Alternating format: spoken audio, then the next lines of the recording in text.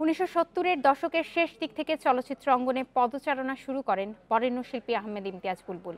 একে একে ৩ শতাধিক চলচ্চিত্রের সঙ্গীত পরিচালনা করেন। ভূষিত হয়েছেন রাষ্ট্রীয় সর্বোচ্চ সম্মান ২১শে পদক, ২বার জাতীয় চলচ্চিত্র পুরস্কার, রাষ্ট্রপতি পুরস্কার সহ অসংখ্য পুরস্কারে। কিশোর মুক্তিযোদ্ধা আহমেদ ইমতিয়াজ বুলবুল গোলাম আজমের বিরুদ্ধে দায়ের করা মানবতা বিরোধী অপরাধের মামলার অন্যতম সাক্ষী ছিলেন। সবকটা জানালা খুলে দাও না।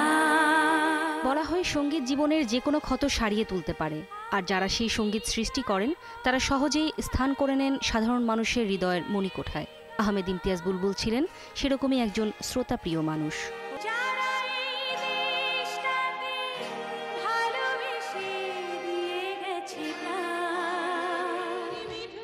১৯৫৬ সালে জন্ম নেয়া বুলবুল ছোটবেলায় আকৃষ্ট হন সঙ্গীতের প্রতি, পাশাপাশি দীক্ষা নেন দেশপ্রেমের।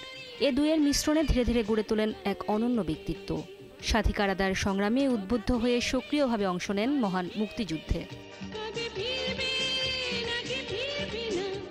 স্বাধীন বাংলাদেশে সঙ্গীত চর্চায় নিজেকে পুরোপুরিভাবে নিয়োজিত করেন আহমেদ ইমতিয়াজ বুলবুল। উপহার দেন একের পর এক কালজয়ী দেশাত্মবোধক গান।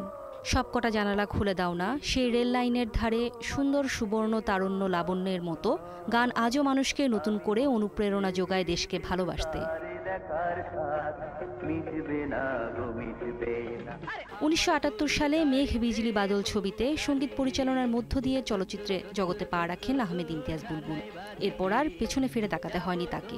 দীর্ঘ কয়েক দশকের পদচারণায় শ্রোতাদের দিয়েছেন আমার সারা দেহ খেয়েও গো মাটি, আমার বুকের মধ্যখানে, আম্মা জান আমার গরুর গাড়িতে, পড়ে না চোখের পলক, অনন্ত প্রেম তুমি দাও আমাকের মতো অসংখ্য গান। মুক্তিযুদ্ধের চেতনা যখন হুমকির মুখে, যখন সারা দেশের শিক্ষাঙ্গনে সন্ত্রাসের রাজত্ব, তখন লিখেছেন ৭১-এর মা জননী। নতুন করে প্রশ্নের মুখোমুখি দাঁড় করিয়েছেন সবাইকে।